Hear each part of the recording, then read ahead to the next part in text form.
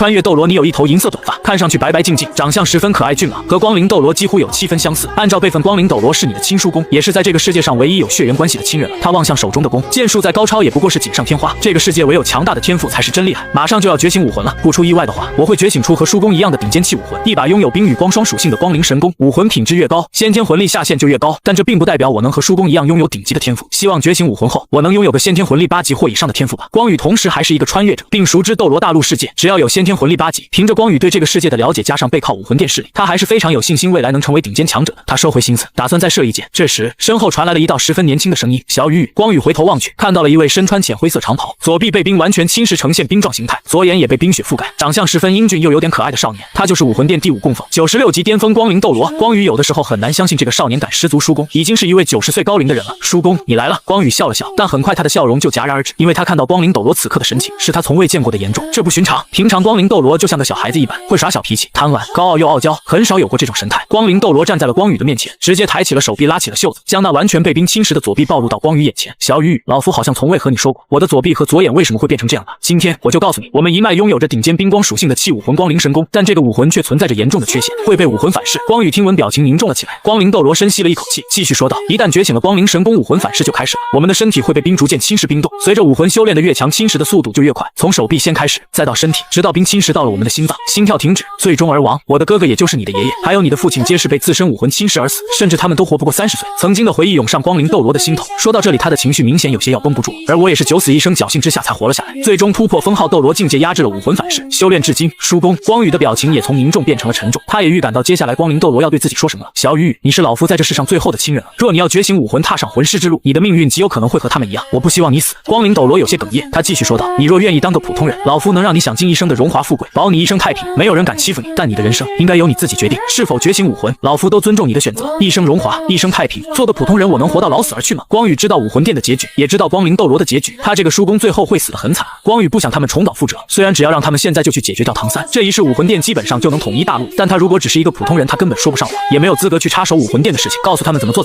会听吗？哪怕光宇以普通人的身份可以帮助到武魂殿一统大陆，可既来到这个世界，他真的不甘心只做个普通人啊。叔公，我想清楚了，即便最终我会被冰冻心脏而亡，我也想踏上魂师之路。光宇沉默了片刻，就做出了抉择，眼神无比的坚定。光灵斗罗心头一叹，似乎早就预料到了这个结果，他表情故作轻松道：哎呀，真是拿你没办法了。好吧，那你就去觉醒殿吧，今年的武魂觉醒仪式也快开始了。那我去了。叔公望着光宇离开的背影，光灵斗罗眼神中闪过一丝落寞和忧心，他默默跟上了上去。作为武魂殿的总部，教皇殿非常之大，不仅供奉长老、教皇、各大封号长老，还有大量高层，以及武魂殿许多强大魂师都居住在里面。加上武魂殿又喜欢收养有潜力的孤儿，所以教皇殿每年都有一批孩子来集体觉醒武魂。而今天将和光宇一起觉醒武魂的，还有未来武魂殿黄金一代之一胡列娜。当光宇抵达觉醒殿后，其他同批要觉醒武魂的孩子们也都到齐了，还有过来旁观陪同这些孩子的长辈，包括早已觉醒武魂修炼2年的胡列娜亲哥邪月以及好友燕。看到光宇出现，胡列娜嘴角露出了冷笑，然后朝着光宇方向走去。喂，光宇，今天我们要不要比比看，是你的天赋更强还是我的天赋更强？没兴趣，闪一边去。光宇，你别得意，教皇冕下说了，我的天赋极有可能在先天8级以上，到时候你肯定不如我。胡列娜气得直跺脚，双手叉腰，气呼呼说了一句，就转身离开。光宇懒得搭理胡列娜、邪月、燕这3人都是比比东收养的孤儿，比比东自然没办法直接看出来一个未觉醒武魂孩子的潜力，但有规律可循，比如父辈的武魂和天赋潜力，再通过后天的观察和小测试来进行推断，这并不准确，只能说有比较大的概率。所以胡列娜是比比东十分看好的孩子。正是因为胡列娜今天比比东也会亲临觉醒殿，而在这武魂殿势力中看似和谐，其实暗中分为2派，一派是追从教皇比比东的，一派就是信奉6翼天使一族千家的。所以光宇和胡列娜平时不对路，他也不喜欢这个恋爱脑的白眼狼。如果光宇未来能解决武魂反噬问题，成为强者，看到胡列娜敢爱上唐三出卖武魂殿，他一定宰了这胡列娜。这时一道喧声从殿外响起，教皇冕下道，随着比比东携带着鬼两斗罗入场，这场武魂觉醒仪式正式开始。觉醒魂师道，好了孩子们，排列站好，一个个上前觉醒武魂吧。庄云涛武魂大力珠先天5级，下一个柳烟武魂鬼藤先天6级，下一个李辉武魂钢铁剑先天4级，下一个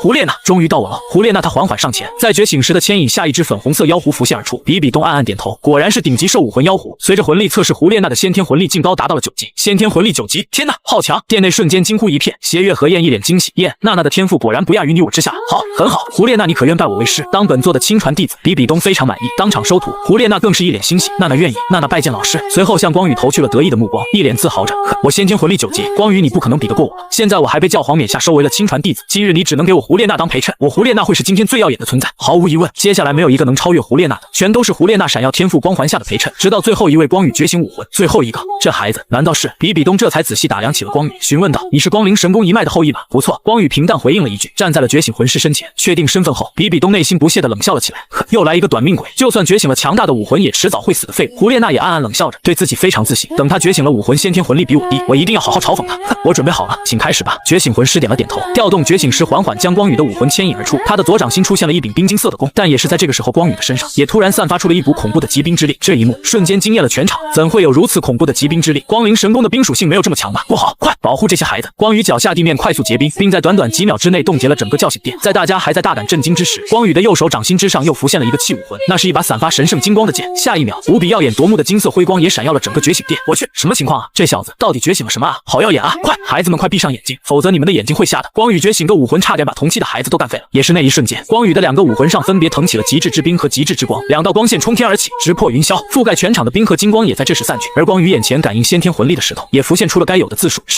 双生武魂，先天满魂力，牛逼！这孩子太牛逼了！天哪，我们武魂殿又要出一位绝世天才了！这一刻，光宇震惊了所有人，全场起立了，惊呼一片。光宇的光芒也彻底盖过了先天魂力9级的胡列娜，甚至可以说把胡列娜按在地上摩擦。怎么会这样？胡列娜都懵逼了，刚才那副得意的嘴脸早已荡然无存，一想到自己刚才那种心态，还说狠狠嘲讽光宇一顿。胡列娜此刻感觉自己像极了小丑，小脸十分难看。可恶，他怎么会这么厉害？我不服！比比东也是大为震撼，光宇的结果远超出了他的想象，眉头紧皱着，这小子天赋竟如此了得，双生武魂吗？说实话，比比东心情有点不爽，因为光宇是供奉殿一脉的人，冰弓、光剑，光宇此刻也是十分吃惊，望着自己双手间的2个器武魂，我左手上的冰弓武魂好像和光灵神功不太一样，而且所附带的冰属性似乎更强，而我右手上的光剑也似乎拥有着比光灵神功更强的光明属性，一把冰弓，一把光剑，这就是我的武魂吗？原本他应该拥有冰光双属性的光灵神功，却觉醒出了光与冰的2种武魂。还不等光宇感到惊喜，觉醒殿的大门被一脚踹开，小鱼是光灵斗罗激动地冲了进来，不只是光灵斗罗，就连远在供奉殿的千道流等6位供奉长老们也被刚才光宇觉醒武魂那冲天而起的2道光芒给惊动了，他们正集体朝着觉醒殿的方向而来。而率先看到光宇手上2个器武魂的光灵斗罗已经激动不行了，一脸热泪盈眶。小雨，你竟然觉醒出了双生武魂，好，太好了，天不绝我光灵神功一脉啊，老五！这时其他6位供奉长老也都到了，这是双生武魂，他们看到光宇手上的双生武魂也很是吃惊。光灵斗罗简直比光宇还要开心，他对着供奉长老们说道：大供奉、2哥、3哥、4哥、老6、老7，你们快看，小雨觉醒出了双生武魂，而且他的冰弓和我光灵神功不太一样，或许他不会被武魂反噬，哪怕他依旧被武魂反噬，他也定能成功活下来，和我一样最终压制住武魂的反噬。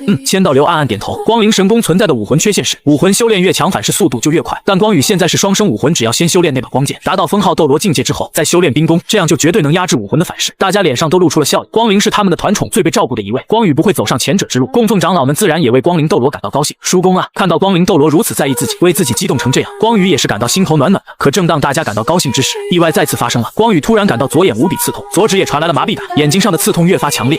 光宇痛苦地捂着了眼睛，嘶喊了起来。小鱼，光宇的左眼瞬间被冰雪覆盖，左指也开始逐渐被冰冻侵蚀冻结，武魂反噬终究还是来了。不，光灵斗罗慌了，肉眼可见的害怕，怎么会这样？怎么会？哪怕觉醒出了不一样的冰弓武魂，可还是无法改变被武魂反噬的命运吗？为什么？甚至小雨反噬速度比光灵神功更快！哈哈哈哈哈哈哈！看到供奉长老开心，他比比东就非常不爽，但如果他们不开心，比比东就非常的爽。比比东内心狂笑了起来，无比不屑，暗暗的讥讽着：双生武魂又如何？先天满魂力的天才又怎么样？哈哈，终究是逃不过武魂反噬的命运，依旧是个短命鬼罢了。甚至这小子的武魂反噬速度更快，一个死得更快的短命鬼！哈哈哈！这些话比比东不敢当面说出来，但他还是敢冷嘲热讽的。真是可惜了一个双生武魂，先天满魂力的天才啊！光灵供奉，你们一脉仅存的后人，怕也是个活不长的短命鬼呢。说完，比比东心情美滋滋的起身离开，他并未注意到光灵斗罗此刻通红的眼睛中充满了杀意。光宇变成这样，光灵斗罗已经极为痛心悲伤了。比比东居然还敢在这个时候冷嘲热讽，比比东已然触犯了光灵斗罗容忍的逆鳞。光灵斗罗瞬间暴怒：比比东，你说谁是短命鬼？去你妈的！给我闭上你的贱嘴！光灵斗罗瞬间释放了光灵神功，一箭爆射向比比东而去。咻！光灵的剑可发射出无声无形的剑，加上比比东完全不会想到光灵斗罗居然会丝毫不顾他教皇地位和颜面当众攻击他，所以当比比东反应过来的时候，已经无法及时调动庞大魂力抵挡，被一箭射穿了左腹部。噗呲啊！比比东惨叫而起，鲜血滋出，身体也瞬间轰砸向了墙壁上。老师，教皇冕下！这一幕把全场都吓到了，岂有此理！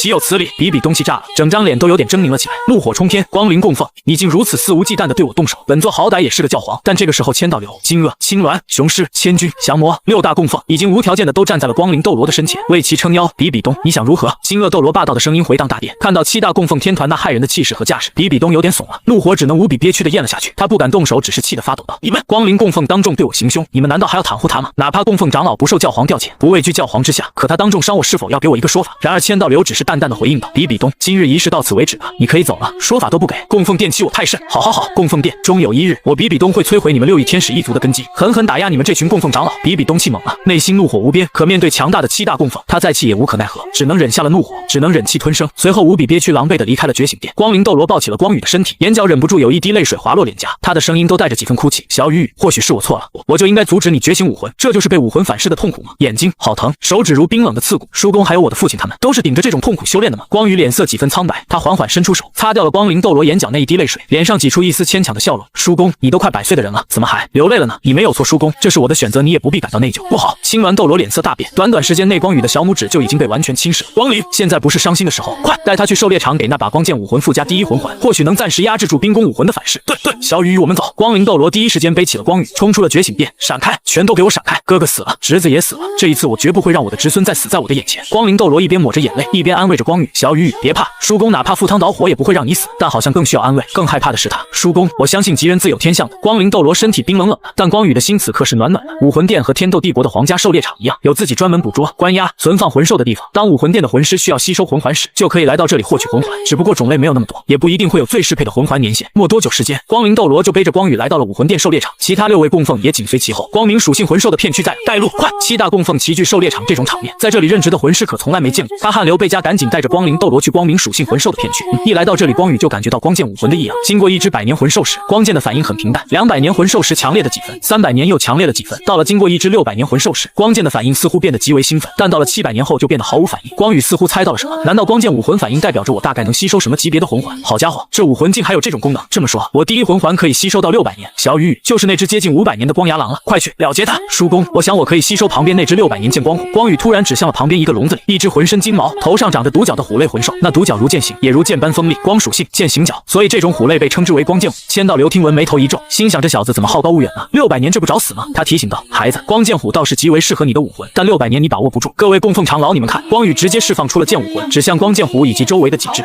从光剑武魂反应来看，他们也猜到了。7大供奉大惊：“好家伙，武魂还有这种功能！我6亿天使神级武魂都没有这能力啊！”嗨，千道流有点尴尬的干咳了一声：“孩子，600年你把握得住，快去吸收了吧。”光宇点了点头。他先是看了眼自己左手的手指，5根手指都完全冰侵蚀了，甚至已经开始朝着掌心蔓延。速度这么快吗？若按照这种反噬的速度，不出3日我就必死无疑。光宇深吸了一口气，缓缓朝着光剑虎走去，然后一剑斩杀，噗呲，他立刻盘坐而下，开始吸收第1魂环。一圈黄色魂环从光剑虎身上升起，随后落在了光宇的身上。他瞬间感觉一股庞大的能量涌入体内，没有多么艰难，仿佛很轻松的就将魂环能量消化，最终附加在了这把光剑武魂上。而光宇的魂力也从先天满魂力10级突破到了13级，连续提升了3级的魂力。他能清晰的感觉到，随着光剑武魂附加魂环之后，原本体内2股相互制衡、持平的武魂力量开始倾斜。光剑要强于冰宫了，也就压制了冰宫。左臂上武魂反噬的速度也明显降低，有效。光灵斗罗激动抓住站在身边青鸾的手臂，青鸾也是松了一口气，轻轻拍了拍光灵的肩膀。千道流指点道：“光宇，现在你调动体内那把剑武魂的光明属性力量，尝试去压制那把冰宫武魂，注意力保持集中。”是，大供奉。光宇再次闭上眼睛，集中注意力，调动光明属性之力，尝试让剑武魂的力量去笼罩、包裹、压缩那把冰宫。几分钟之后，左眼和左臂不再感到痛疼，疾冰对身体的侵蚀也停下了，成功了，暂时压制住了。众人都松了一口气。千道流见状暗暗点头，转身背对众人道：“光灵，带着孩子去供奉殿吧。”说完，他先行迈起脚步离开，供奉长老们紧跟其后。小雨，快起来，我们也走吧，去供奉殿。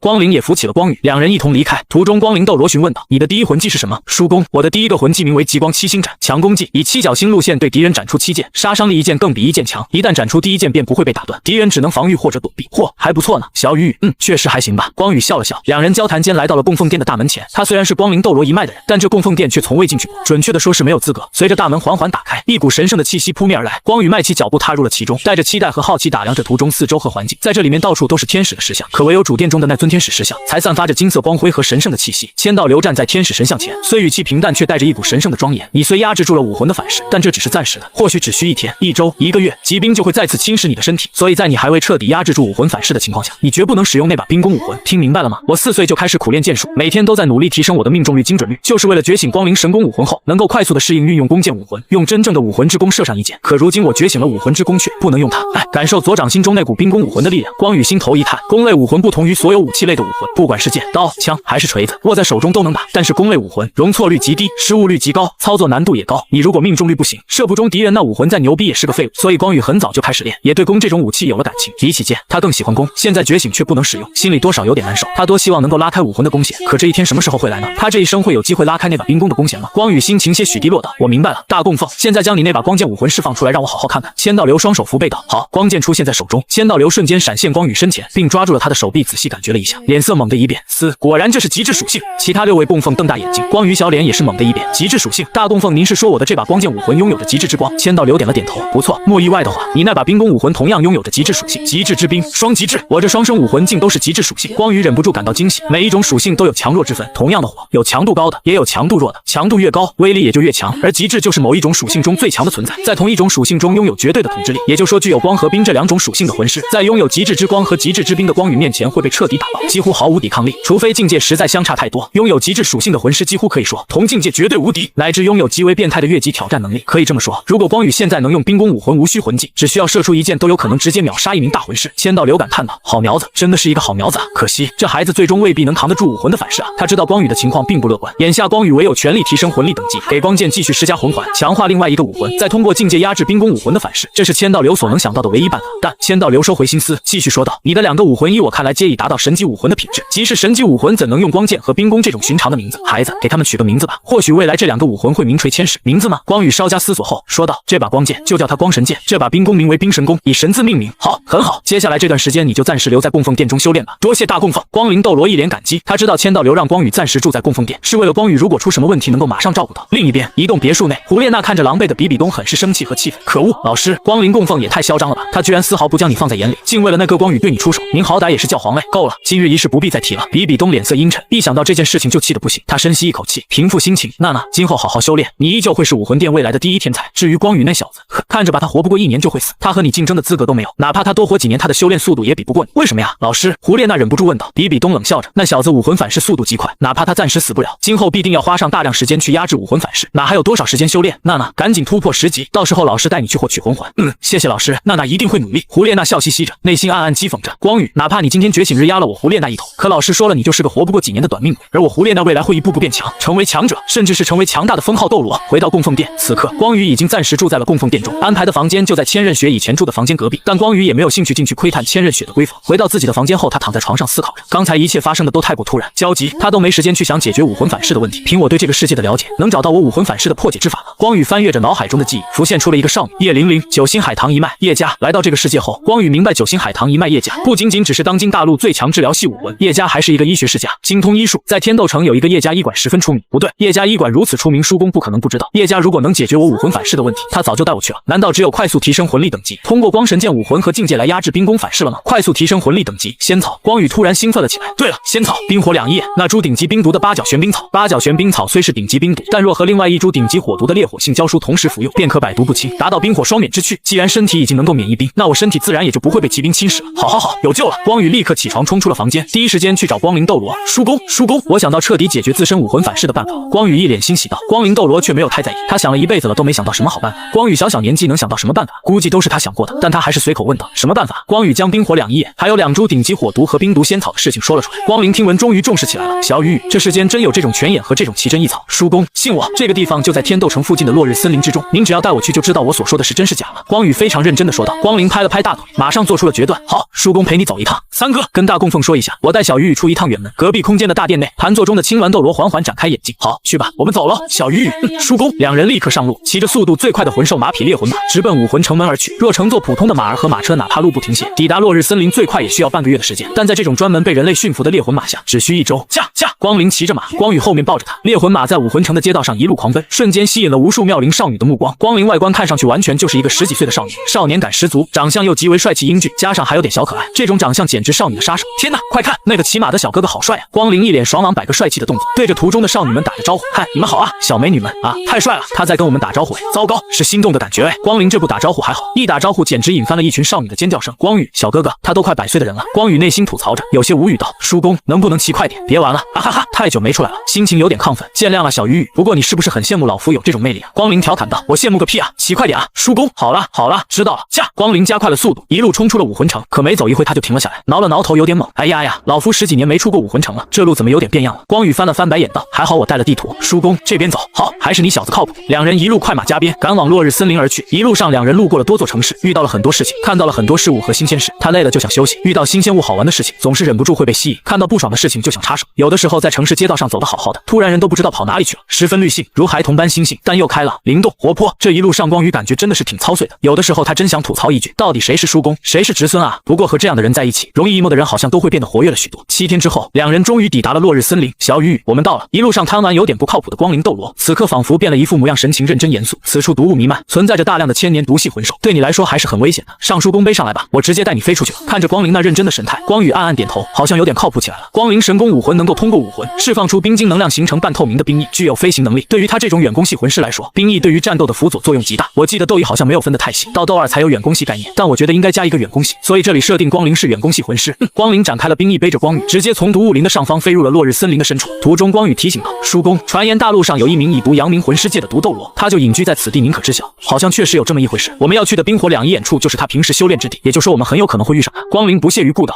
一个区毒斗罗罢了，不足为惧。他若敢碍事，我便一箭射爆他。的确，叔公96级巅峰封号斗罗打一个91级封号斗罗几乎是吊打了。在光灵斗罗的带领下，两人顺利就来到了落日森林的核心区，并直接飞入了冰火两仪眼的所在之地。小雨雨，那老家伙在呢？光灵一进来就察觉到了，他的精神力十分强大，甚至在98级的金鳄斗罗之上。7大供奉之中，精神力仅次于千道流。而此刻独孤博就盘坐在冰火两仪眼附近修炼，他也猛地睁开眼睛。何人敢擅入我独孤博修炼之地？找死吗？一团绿色毒雾扑面而来，下一秒，独孤博身影缓缓从毒雾中踏出。什么情况？竟是一个少年带着一个小娃娃。看到一脸人畜无害的光灵和光宇，独孤博愣住了，也是十分疑惑：你们这般年纪是怎么穿过毒雾林，和大量毒系魂兽活着来到这里的？轻轻松松就进来了呗。光灵不以为然道。独孤博嘴角微微一抽，轻轻松松，他在落日森林布下了大量毒阵，哪怕是魂圣进来也就九死一生啊。不过独孤博也无所谓了，眼神马上闪过杀意。好吧，老夫不管你们是怎么进来的，但既然来了就不用出去了。此地乃我独孤博毒斗罗修炼毒功的洞府，他人擅入此地唯有一死。你们来了不该来的地方，是吗？可你杀不死我呢。光灵笑着说道。哈哈哈哈，你很会开玩笑啊，小伙子。独孤博听闻笑拉了，哈哈哈。独孤博放声大笑了起来，话语中充满不屑。小伙子，你很勇啊，我堂堂封号斗罗还杀不死你一个10几岁的小子，可笑。老夫捏死你们就如同捏死2只蚂蚁一样简单，你竟然说我杀不死你，真是年少无知啊。看着一脸不屑大笑中的独孤博，光宇的眼神仿佛在看一个傻子，但其实也怪不了独孤博，光灵这模样的确会让人十分轻敌，我可没开玩笑呢，不信的话你试试咯。光灵耸了耸肩，依旧人畜无害的样子，呵呵哈哈哈。好吧，那老夫就送你们去死。独孤博真的笑了，他就没见过这么不怕死的年轻人，这就是所谓的年少轻狂，无知又无畏吗？结束了，死吧。独孤博嘴角微微上扬着，就是一掌要拍死光灵和光宇，甚至他已经能想象到他们两个被打得血肉模糊的样子。然而光灵只是抬起手臂，微微伸出小拇指，就轻松挡住了独孤博的一掌。砰！轰轰！什么？独孤博大惊失色，他的笑容瞬间消失，也再也笑不出来了，脸上很快就露出了惊恐之色。怎么可能啊？因为光灵的身上已经腾起了比他独孤博强上数倍的力量。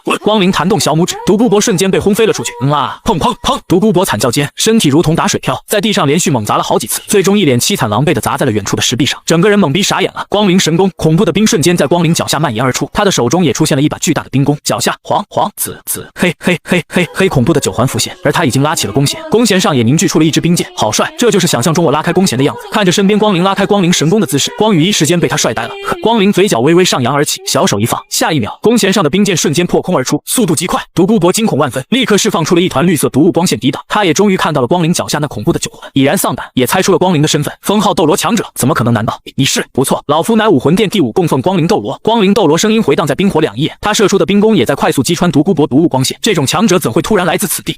独孤博嘶喊，全力输出着魂力，可他的力量依旧在被快速侵蚀。下一秒，独孤博的魂力彻底被击散，噗呲！独孤博被一剑重伤，他脸上冒着冷汗，死亡的气息笼罩而来，一时间让独孤博感觉从未有过的绝望，也汗流浃背了，再也没有了刚才那副强者狂妄的姿态，眼神中只有惊恐和慌张。我还要帮小鱼找那2株奇珍异草，就不陪你玩了，受死吧！毒斗罗，光灵斗罗这一次没有贪玩，打算速战速决。他那被冰封的眼睛终于开眼了。第6魂技极致灵光，恐怖的冰箭瞬间爆射而出，哪怕你是武魂殿强大的供奉长老，可想杀老夫也没有那么容易。独孤博再次硬气了起来，他已经想到了逃离的办法，那一瞬间发动了魂骨技能美杜莎的凝望，2道石化光线从碧鳞蛇皇的蛇眼中爆射而出，可以石化一切，哪怕是魂技能量也可以石化。独孤博就是打算通过这一招石化光灵，然后第一时间逃命。可独孤博怎么也不会想到光灵的第6魂技正好可以克制美杜莎的凝望。砰轰，2股力量再次碰撞，极致灵光不但没有被石化，还压制了石化光线。不可能，这个技能竟然克制美杜莎的凝望。刚刚硬气起来的独孤博又一脸绝望了，心头凉凉，完了，爷爷先走一步了。可就在独孤博即将挡不住准备好受死的时候，光宇突然叫住了光灵，叔公，暂且先留他一命吧，若此人愿意归降我们武魂殿，可不杀没用的了。10年前他就被我们武魂殿追杀，也未曾服软归降过，能降服一个封号斗罗加入武魂殿自然是好事，但光灵斗罗对独孤博还是有点了解的，此人软硬不吃，不也爱畏惧权势之下。叔公，或许我可以一试，好吧。见光宇坚持，光灵收回力量，冰箭瞬间散去，得救了。独孤博双腿瘫跪在地上，大声喘气，劫后余生，神情恍惚。刚才是他一生距离死亡最接近的一次，那短短几秒宛如走马路。回忆起了过往种种，以及他那只有8岁的可爱孙女。他本以为自己是个硬骨头，不怕死，可直到真的要死的时候，他才发现自己还是害怕的。他死了，自己孙女怎么办？是的，人对世间有留念，有在意、顾虑、担心和不舍的人和物时，就会害怕死亡。但如果说要让他独孤博臣服，归顺武魂殿，今后乖乖听话，自由被限制，听人调遣，他宁愿一死。他颇有傲骨道：“想让我臣服武魂殿？呵呵，你们还是杀死我吧。”小雨，我说了吧，这老家伙是不会归降我们武魂殿的。光灵打算动手，叔公不急，光宇没有这么快放弃，示意他再等等。这独孤博虽然单挑不怎么行，但打群众还是很顶的。第8魂技配合上第9魂技，可以在短短几秒间毒杀几10万大军，这种能力绝大部分封号强者都无法做到。身处武魂殿阵营，这一世光宇自然必助武魂殿一统大陆。如今他已有了解决自身武魂反噬的办法，也该多花点心思在帮助武魂殿上面。等未来武魂殿发动战争，独孤博的作用还是非常巨大的，所不能所用，也是个威胁。光宇会是不示弱，是无法降服独孤博，那边也唯有将其除掉了。光宇十分平静道：“独孤博前辈，您或许不怕死，但你那可爱的孙女若是死了，就有点可惜了。”此话一出，独孤博脸色大变，如蛇般冰冷意：“小子，你在用我的孙女性命威胁老夫臣服？您误会了，我倒不屑用这种手段。”光宇摇了摇头：“那你是什么意思？”独孤博怒吼道：“说起来，他们的碧灵蛇武魂和光灵神功武魂都有着同样致命的武魂缺陷，也算是同病相怜了。若自己能解决他们的反噬之毒，并同意归降武魂殿，倒是一个完美的结果。”光宇道：“我的意思是说，你们碧灵蛇武魂拥有强大毒能力的同时，也会被自身毒素反噬。你毒性发作的时候，暂且可以通过此处的泉眼压制活命。可你那孙女从娘胎开始就浸没在毒素之中，她若毒性发作，就必死无疑了。”独孤博震惊万分，碧灵蛇武魂缺陷只有他自己知道，哪怕是他的孙女还曾知晓。你是怎么知道的？光灵也是忍不住看了一眼自己这个侄孙，这小子越来越看不透了。这并不重要，重要的是我或许能解你们的反噬之毒。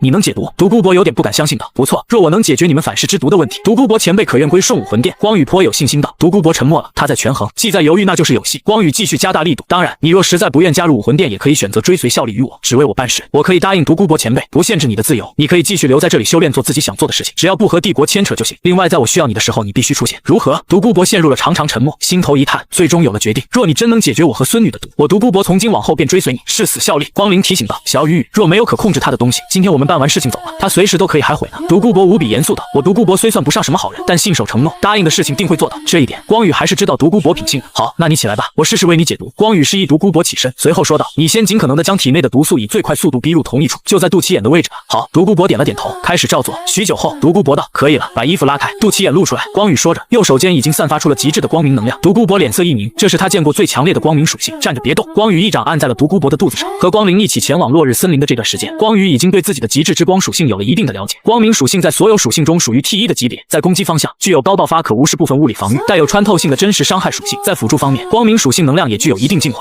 消融、治愈、驱散、免除负面状态的效果。就比如6翼天使武魂就具有极强的净化消融效果。而作为拥有极致之光属性的光宇，这一路上他早就发现自己极致之光能量拥有非常强大的净化、治愈能力。他无法净化冰神功的反噬，因为冰神功也是极致属性，但或许可以净化掉独孤博体内的毒素。如果不行，没关系，他还有第2个方案。极致之光，强烈光芒在光宇掌心闪烁。独孤博又惊又喜，他腹部的毒素开始快速的被清除。光宇的极致之光也让他感到非常温暖，暖暖的，很享受，舒服，真的好舒服啊！独孤博大笑而起，哈哈哈！老夫体内积攒数10年的毒素，今日竟就这般轻松的被净化掉。独孤博拜见主上。这一刻，独孤博单膝跪地参拜臣服，他就这样被光宇降服。好了，去带你的孙女过来吧。是。独孤博兴高采烈的离开了落日森林。光宇收回思绪，望向不远处的冰火两仪眼。叔公，现在该解决我们的问题了。我们，没错，我们。刚才光灵那被冰雪覆盖的眼睛开眼的时候，他看到了光灵有明显刺痛感。光宇非常认真的说道：“叔公，哪怕你已经能够压制武魂反噬，但在动用武魂战斗的时候也是会痛的。”光灵没有否认，而且战斗越激烈，他的眼睛就越痛。我已经习惯了，习惯了。看似轻描淡写，但却承受了多少痛苦。叔公，今后你不会再被自身武魂反噬而感到痛苦。我们一起把8角玄冰和烈火杏胶书吃了，你吃一半，我吃一半。光宇突然决定道：“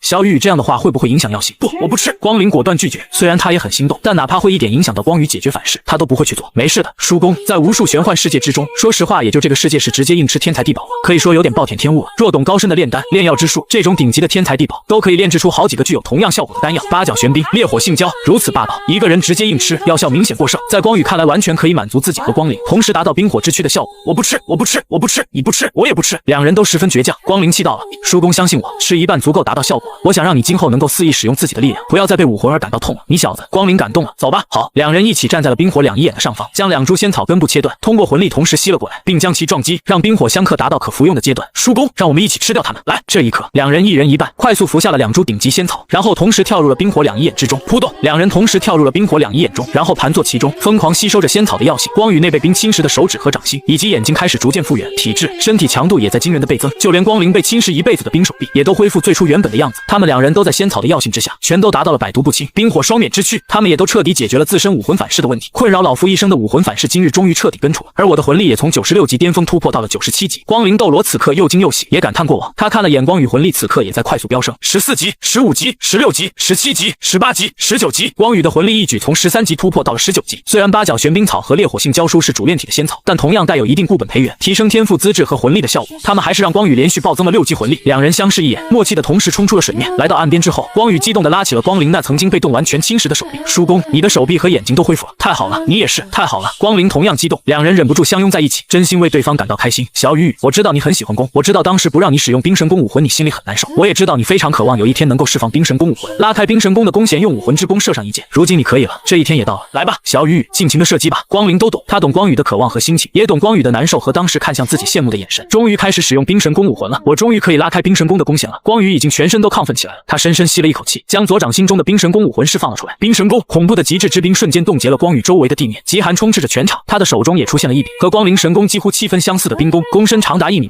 和光宇幼小的身体形成明显的反差，弓身远长于身高。看着手中的冰神弓，光宇的情绪亢奋到了极点，宛如整个血液都在热血沸腾，握紧冰神弓的手也在颤抖，手抖。对于一名弓箭手来说是大忌，拉开冰神弓的弓弦吧，小雨雨！光灵在一旁激情的呐喊。嘶呼！光宇再次深吸了一口气，颤抖的手变得非常的稳，他缓缓抬起冰神弓，极致之冰凝聚出了一支冰箭，他左手握弓，右手抓住了箭支，终于在一起拉开了弓弦。